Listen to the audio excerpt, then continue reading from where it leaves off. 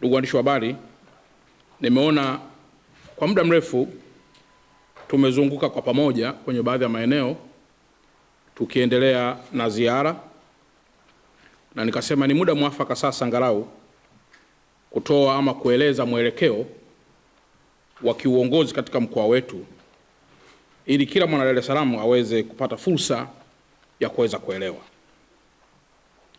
Na jambo tu la haraka la kwanza ni kuhusu maendeleo kwa ujumla katika mkoa wetu wa Dar es Salaam. Ndugu waandishi wa habari, mimi kama mkuu wa mkoa pamoja na wenzangu tunakiri kuwa mkoa huu wa Dar es Salaam kwa sasa umepokea fedha nyingi sana za maendeleo na ambazo zinaendelea kutusaidia sana katika kuboresha miundombinu ya barabara, sekta afya, elimu pamoja na sekta zingine. Kama ambavyo juzi nilitoa taarifa kidogo mbele ya Mheshimiwa Rais kuhusiana na maendeleo ya majenzi yanayoendelea na hasa katika barabara, nimeona pia niwajulishe kwamba ujenzi unaendelea vizuri katika baadhi ya maeneo, hasa ujenzi wa daraja la Jangwani ambalo wote mnaliona, ambazo si chini ya bilioni 97 zimetolewa kwa ajili ya kuharakisha maendeleo ya mkoa wa Dar es Salaam na kuufungua zaidi. Lakini jambo jingine ni madaraja kama ya Kigogo, Mkwajuni, wote tumeyaona, bilioni 17 zimetolewa na bilioni 11 zimetolewa ili kuhakikisha kwamba madaraja yale sasa tunaondokana na masuala ya mafuriko ambayo kwa muda mrefu wananchi wamekuwa wakiyapigia makelele. Na kama mnakumbuka vizuri, niliwahi kusema kwamba Dar es Salaam hatuna mafuriko. In fact, kitu ambacho nilidhamiria mimi kama mkuu wa mkoa kwa kushirikiana na Mheshimiwa Waziri wa Ujenzi ilikuwa ni moja kwa moja kuhakikisha kwamba proposal yetu inatiki moja kwa moja tunapoiwasilisha mbele ya Mheshimiwa Rais wa Jamhuri ya Muungano wa Tanzania. Ndugu zangu wanahabari, uongozi wetu sisi wakuu wa mikoa au hata mawaziri au na mtu mwingine yote lazima ulenge watu, na ukitaka sifa za muda mfupi basi unaweza kuwa na mambo madogo madogo ambayo watu wataishia kukusifia kwa muda mfupi. Lakini ukitaka mambo yenye legacy lazima ujielekeze kwenye vitu ambavyo vinaishi, vitu ambavyo vinadumu na vitu ambavyo vitagusa Watanzania pasipo kujali itikadi zao za dini ama itikadi zao za vyama vya kisiasa. Kwa ukiangalia kwa mfano daraja la Jangwani, daraja la Mkwajuni, daraja la Mto Nguva, daraja la Mto Mzinga, barabara pia Mto Mzinga ambayo inakwenda moja kwa moja mpaka Kongoe. Ukija hili daraja la hapa chuo cha NDC, daraja lile la Kunduchi.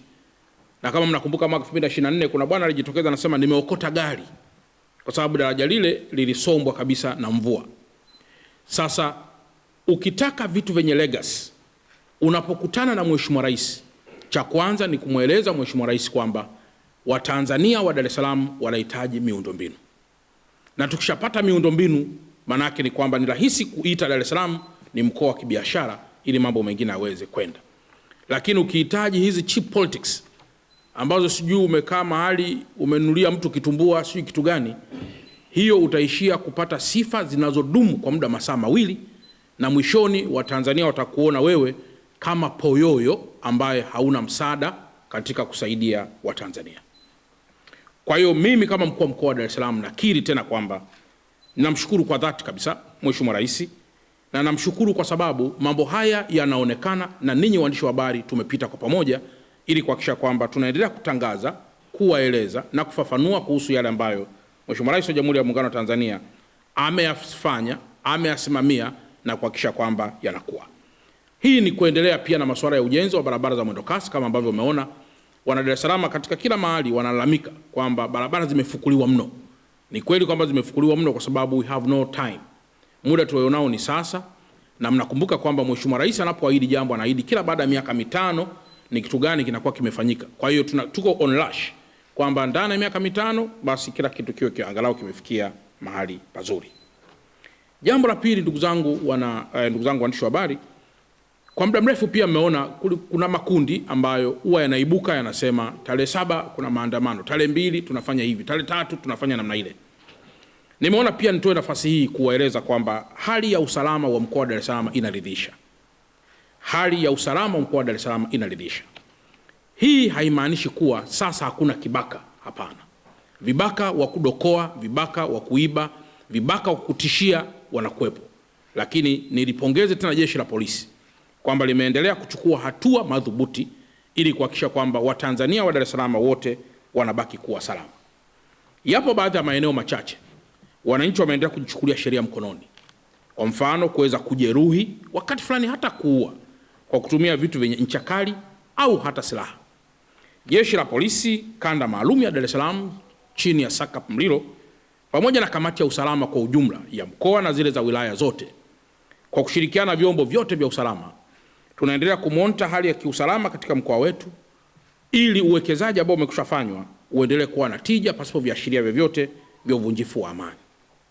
Sambamba na hili, yafuatayo ni maagizo kwa Watanzania wa Dar es Salaam wote. Wapo baadhi ya watu ambao wanamiliki silaha kisheria, lakini kwa bahati mbaya sana silaha zao hazijalipiwa, kwa maana ya zile tozo za kisheria ambazo hulipiwa kila mwaka, yani vibali, uhuishaji wa vibali vya umiliki wa silaha kila mwaka. Lakini wapo pia baadhi ya wanafamilia ambao wamiliki wa silaha hizo wamefariki, lakini kwa bahati mbaya sana hawajui silaha hizo ziende wapi.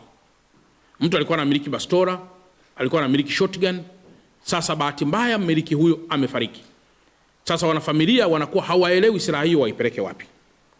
Sasa maelekezo ya kwanza ni kwamba yoyote ambaye anamiliki silaha kisheria, yoyote ambaye anamiliki silaha kisheria ahakikishe kuanzia sasa, tarehe ya leo mpaka kufikia tarehe 30 ya mwezi wa 8, anafika kwenye mamlaka maalum kuhakikiwa silaha yake na kuilipia vibali vyote ambavyo vinatakiwa kama mchakato wa kisheria wa kuhuisha umiliki wa silaha hiyo kisheria.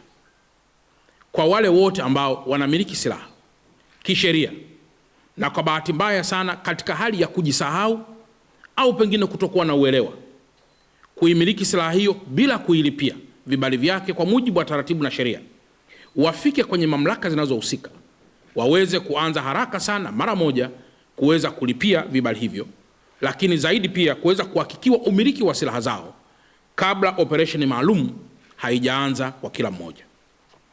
Lakini jambo jingine, kwa wale ambao wamefiwa na wale waliokuwa wakimiliki silaha hizo, wahakikishe michakato ya urithi inapoendelea, silaha hizo zinawasilishwa kwa jeshi la polisi ama kwenye kituo chochote cha polisi kilicho karibu nao, ili waweze kupata maelezo mafupi kuhusu namna ya uhifadhi wa silaha hiyo mpaka pale michakato ya urithi itakapokamilika.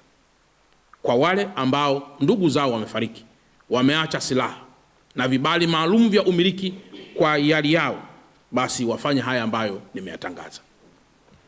Wale ambao wanamiliki silaha kinyume cha sheria, mtu labda alikuwa ni kibaka, aliiba begi akidhani kuna hela, kujilichungulia begi kuna silaha, akaamua kwenda nayo nyumbani au kuitupa na vitu vingine vya namna hiyo. Wale wamiliki wote wanaomiliki silaha kinyume na sheria wahakikishe silaha hizo wanaziwasilisha wao wenyewe pasipo kutafutwa na mtu yoyote. Watakapotafutwa na mtu yoyote wakapatikana na silaha hizo kinyume na utaratibu, sheria kali zitakuwa chini yao. Kwa nitangaze tena rasmi kwamba kwa wale wote ambao wanamiliki silaha wasikilize tangazo hili. Ni muhimu kwa mkoa mkubwa kama wa Dar es Salaam vitu vyetu kufanya chini ya utaratibu wa sheria na kanuni. Hadi kufikia tarehe 30 ya mwezi wa 8, wale wanaopaswa kuhakiki, wale wanaopaswa kurudisha silaha hizo, wale wanaopaswa pia kusalenda kwamba nilikuwa na silaha katika njia ambazo si halali, ninairudisha. Hata ukitaka nenda kaitupe mahali, jeshi la polisi litaiokota, litaiweka silaha hiyo, huku masuala mengine ya kisheria yakiendelea. Jambo la tatu, ndugu zangu waandishi wa habari, mmeona pia kwamba Mheshimiwa Rais anazungumzia masuala mengi yakiwemo upangiliaji wa miji yetu. Siku chache zilizopita tulikuwa pamoja pia tukifanya kazi maalum ya kusikiliza maoni ya Watanzania wa Dar es Salaam na hasa malalamiko kuhusu foleni zilizozidi katika kila barabara. Foleni hizi tumeona kwamba zinasababishwa na vitu vingi, lakini moja ya jambo ambalo pia linasababisha foleni sio kuwepo kwa malori mengi. Hapana, hilo inawezekana ikawa ni sababu, lakini uholela wa parking za malori unasababisha pia foleni. Unaweza kuwa na malori mengi yaliyo kwenye utaratibu, no problem, lakini ukiwa na malori mengi ambayo parking zake ziko kiholela, hiyo ni problem.